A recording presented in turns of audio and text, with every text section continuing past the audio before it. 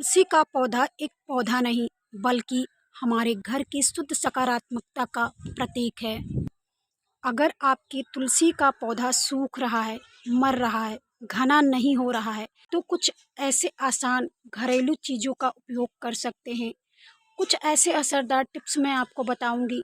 अगर आप अपने तुलसी के पौधे में करते हैं तो आपके तुलसी का पौधा घना होगा, सूखेगा नहीं, मरेगा नहीं। क्योंकि तुलसी का पौधा हिंदू धर्म का एक पूजनीय पौधा होता है जो हमारे आध्यात्मिक, मानसिक स्वास्थ्य तीनों से जुड़े होते हैं। आपको तुलसी का पौधा सभी के घरों में अक्सर मिलेगा। चलिए तुलसी के पौधे के कुछ केयर के बारे में बात कर लेते हैं और ये बहुत असरदार है। अगर आप इसे अपनाते हैं तो आपके तुलसी का पौधा धीरे धीरे घना होगा, सूखेगा नहीं, मरेगा नहीं।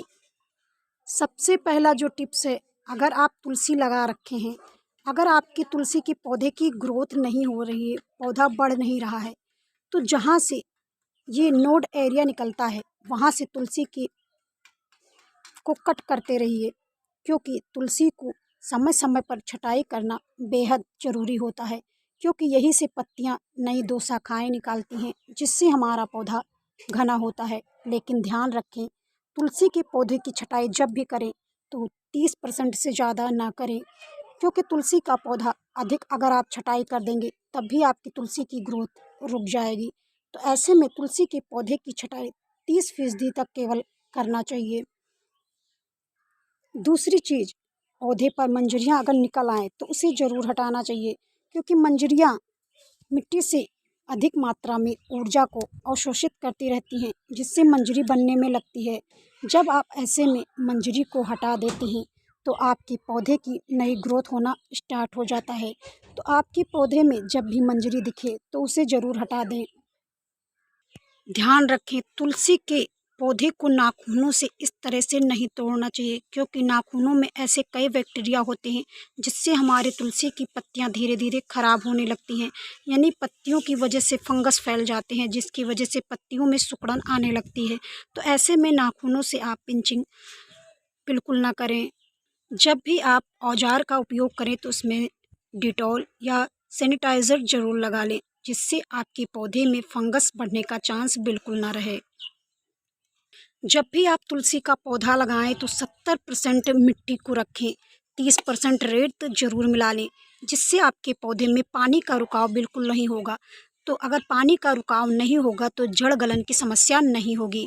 ये बहुत असरदार है। अगर आप इतना करते हैं तो आपके पौधे की ग्रोथ अच्छी होगी। साथ में अब मिट्टी की उर्वरक शक्ति को बढ़ाना है तो आप ऐसा क्या चीज़ डालें जिससे मिट्टी की उर्वरक शक्ति बढ़े। तो आप ऐसे में नाइट्रोजन का उपयोग ज़्यादा करें। नाइट्रोजन क्या होता है, पत्तियों को बढ़ाने में मदद करता है। नाइट्रोजन की अगर बात करें तो आप सरसों की खली भी इस्तेमाल कर सकते हैं, पुराना गोबर का खाद भी ले सकते हैं। हमने यहाँ पर कुछ सरसों की खली का इस्तेमाल किया है जिसे कुछ लोग मस्टर्ड केक के नाम से भी जानते हैं। क्योंकि अंग्रेज़ी में से मस्टर्ड केक कहा जाता है लेकिन गांव के लोग अक्सर इसे सरसों की खली के ही नाम से जानते हैं। खली क्या होता है, जो तेल निकल जाता है उसके बाद जो वेस्ट पदार्थ बचता है उसी को सरसों की खली कहते हैं। तो फ्रेंड्स, आप इसका इस्तेमाल दो तरह से कर सकते हैं और बहुत असरदार और लाभकारी है। जब भी आप इसका उपयोग करें तो आप लिक्विड वाला जो इस्तेमाल करते हैं तो बहुत तेज़ी से ग्रोथ होता है। लेकिन जब आप इसका उपयोग मिट्टियों में करते हैं तो ये धीरे धीरे तुलसी के पौधे को पोषक तत्व प्रदान करता रहता है। तो आप दोनों तरह से कर सकते हैं फ्रेंड्स। तो सरसों की खली में क्या होता है, नाइट्रोजन, पोटेशियम, फास्फोरस बहुत अच्छी मात्रा में पाया जाता है। इस एक चीज़ की मदद से आप तुलसी को मरते हुए बचा सकते हैं और पौधे को घना कर सकते हैं।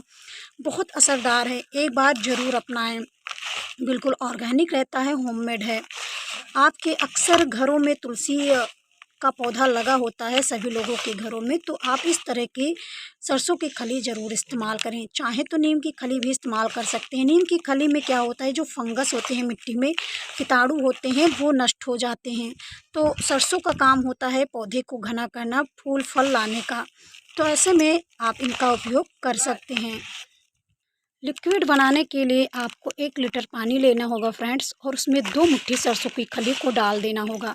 फिर आपको 4-5 घंटे के लिए इसे रख देना है, और रख देने के बाद मिट्टी की गुड़ाई कर लें और पौधे के जड़ों में डाल दें। मैं इसका डायरेक्ट मिट्टी में इस्तेमाल करूंगी। अभी तो दोपहर है, मैं शाम को करूंगी फ्रेंड्स। तो मैंने वीडियो बना लिया है तो आप लोगों को बताने के लिए, तो आप इनका उपयोग मिट्टियों में कर सकते हैं। जब भी आप कोई भी फर्टिलाइज़र दें तो शाम को देना फ्रेंड्स। शाम को मौसम क्या होता है, ठंडा हो जाता है, तो ऐसे में फर्टिलाइज़र जो होता है वो हमारा गर्म नहीं होता, और पौधे के जड़ों में अच्छी तरह से ये सोख लेता है, जिससे हमारे पौधे की ग्रोथ होना स्टार्ट हो जाता है। धूप में क्या होता है, ये गर्म हो जाता है, क्योंकि फर्टिलाइज़र ज़्यादातर गर्म ही होता है, तो गर्म हो जाता है, तो ऐसे में पौधे में और दिक्कत आ जाती है। तो जब भी आप इस्तेमाल करें फर्टिलाइज़र कोई भी है, तो वो शाम को आपको करना है फ्रेंड्स।